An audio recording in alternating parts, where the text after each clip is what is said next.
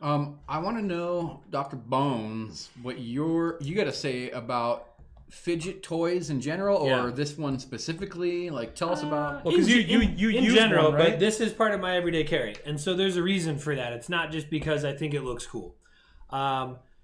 So I am not your average chiropractor. I'm a neurological chiropractor, which means my specialty is how the spine affects the nervous system and your entire overall body. Okay, so in doing that, one of my big passions is neurology, functional neurology, in how your brain interprets its world, how it works, brain development, neurophysiology, all of that. Okay, so I'm also incredibly ADHD, if you can't tell. And I carry the slider as a way to better process my world. The reason that it does that is because in brains like mine, and like many people's, who are used to an incredibly high amount of stimulation, TV, our phones, video games, they're used to being constantly stimulated. When you're in an environment of lower stimulation, let's say it's a meeting, or let's say it's on a phone call, or it's in traffic, you'll often find yourself playing with things, clicking pens, tapping your foot, tapping on the table, making some sort of noise, or making some sort of a movement, swaying a lot, leaning back and forth. You just feel fidgety. You want to move. It's most people. It's actually more people than you'd probably lead to think. Many of you are probably going, oh my God, that's me. Well, there's actually a reason for that. It's your brain. It's what we call stimming. It's adding increased sensory input into your cortex in order to feed its desire to be stimulated. That's a lot of big words. And so what that means is that it needs something. It needs additional input. If that is me without this slider, it's me clicking a pen or tapping or moving, or I get really anxious. I want to move. I cut people off verbally. I speak over people. And so having this, what it does is it actually calms my brain because it provides a satisfactory kinesthetic input, basically kinesthetic touch. It provides a kinesthetic input to my brain that is quiet. It's fun. It's got this really great tactile sensation with one smooth side, one rigid side. It slides. It can move different ways. And so it's both proprioception, which is basically where your body is in space. And it also has kinesthetic input. So this slider, I can sit quietly in a professional meeting and I can just have this in my hands.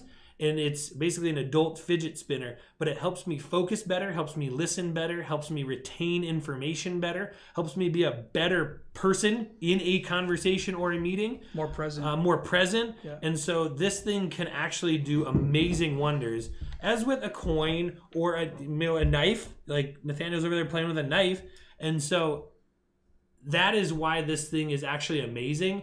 It's not just some cool everyday carry item to take a picture of. This thing literally has a positive impact on brain neurophysiology. So one thing you mentioned too was just the feel of it and the action of sliding it, the movement of the hand, and it changes your perception of where you are in space, or at least where your hand is. Yep. They call that grounding too. So like if people that have anxiety, not just ADHD or some sort of social anxiety, people that are very anxious people or in an anxious atmosphere, they can help ground themselves by feeling the texture of the coin as well. So that particular one has actual cross hatching on it, and so it's very tactile. You can hear the magnets if you do it a certain way. You can feel the force change and the polarity change as you move the magnets around. It's a very cool tool to do that, and you don't have to have something as fancy as a DIVOC. These things are really cool and they're really unique. But this stuff goes back many years. People used to just take literally a stone. They would call it a worry stone, and it was just literally a cool texture on a stone put in their pocket, and they would literally rub it for the texture, the weight, the feel of it, the coolness of it. People have taken now in chunks of metal like copper, and they've made tons of different markings in them and put sayings on them. I've been playing with this spinner coin. Yeah, it's this pretty entire rad. chat, I've been rolling this little ball that's on the back here, this little ball bearing. I'm not even sure if it rolls or not, but It's a top. spin it. Yeah, it spins. Anyways, that's the one from Jay Lawson. The Jay Lawson, your time has come, and it has a little pointer finger on it, so you spin it and it'll actually point at something for all those cool bar games and whatnot. So I'm a total believer in all this stuff, man, because grounding is like one of the first things they teach you when you have a panic disorder or anxiety attacks. Thinking of things, feeling things, smelling things, just trying to get yourself out of up here mentally, and then fixating on something physically, like the touch of or feel of something like this. So. Thanks for watching our live stream highlights. You can join us next time if you hit subscribe and get notified. You can also follow our Instagram or join our Facebook group, The Craft and Lore Lounge. Thanks, guys. We'll see you out there.